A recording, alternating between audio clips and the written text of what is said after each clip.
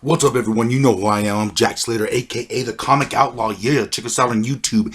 And right now, we're going to be doing the Sensational She Hulk. Yeah, issue number 5, Saturdays. Yup, we're going to take a trip to TV land. And I hope you buckle your safety belt, you got your remote control, and you're ready to kick back and have a good time. Because Jennifer's kicking back is a day where she's maxing and relaxing. She did her little run through Central Park, and now she wants the magic box, the TV, to entertain her. She's going to kick back and hopefully watch a little TV. But as you know, as things go with She-Hulk, they tend to go a bit awry when she's trying to get a little relaxed time in. So she's watching her programs, and everything's kind of turning weird. Drama kind of tries selling books. It's not funny at all, and she's wondering what the hell's going on. So she switches it to Fab Rat, which is kind of a mix of Superman and Mighty Mouse. Here he comes to save the dame and all that. Rescues the dame, breaks in. The cat, instead of getting his butt kicked, turns around and eats the mouse on television. And She-Hulk is freaking out because the cartoons don't usually end like that. Now she's watching the boys, the Three Stooges, doing their thing. And he chainsaws through Curly's head, and she's surprised. She's wondering what the hell is going on. What's with her favorite stations? And then, as she tries to click the channel, she hears a bong. A loud bong. And all of a sudden, she's in the woods. She's in the deep, deep jungle. And she's wondering what the hell is going on. Still with the remote in her hand, wondering how she went to her living room to this jungle. But before she could figure out and get her bearings, she hears someone. Something. She hears help. It's a little boy about to be eaten by a T-Rex. T-Rex is about to have a little snack. And of course, She-Hulk decides that she needs to step in and she needs to stop this right now. She-Hulk's having an amazing ability to adapt to the craziest situations, as you could probably tell by now. Of course, she grabs the dinosaur by the tail, gives it a little pull, and of course She-Hulk is so much stronger than the T-Rex, and the T-Rex is just surprised that he can't have his way or his meal. And She-Hulk just decides to classically get rid of him by flinging him out in the middle of nowhere. You know how Hulks roll?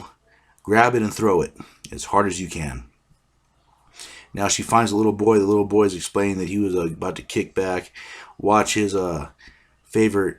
It's kind of a Flintstones knockoff, so they don't get sued. And of course he heard like a bong, and all of a sudden he was in the cartoon. And of course they're not lovable characters right now. They've turned into just basically idiotic Neanderthals. And it seems like the shows are getting twisted in different ways. She actually uses the remote, and they end up on a ship of some kind, a floating house. And of course this is Dr. Bong, and apparently this is his wife. And she's discovering that someone is in his dimensional portals. He's actually created these worlds using his head to bong different frequencies and to manipulate different realities like that.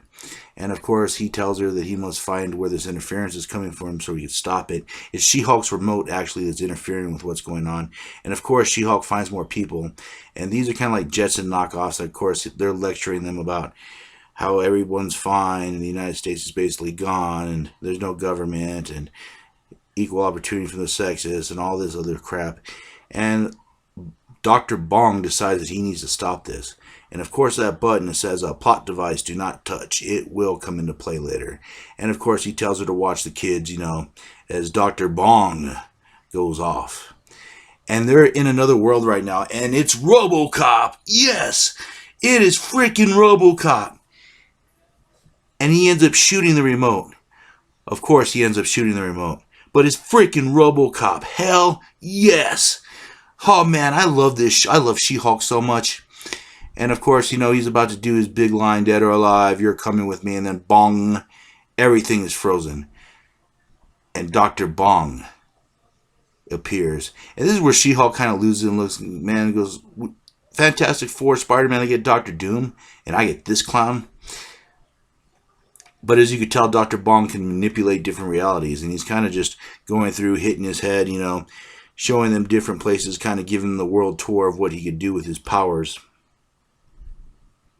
Basically, the supervillain just showing off. And of course, you get a little story from Dr. Bong. And I wish he would have hit him because it is a lot of panels of crap. Well, anyways, he ends up creating this invention that turns these creatures into little kids, his kids, his children, but they get hooked on TV, especially Saturday morning cartoons. So he decides to do something about it.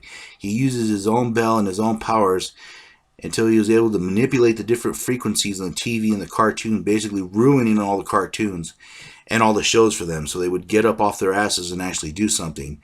And of course, Dr. Bong uses his power to zap out of there, but She-Hulk has an idea of her own.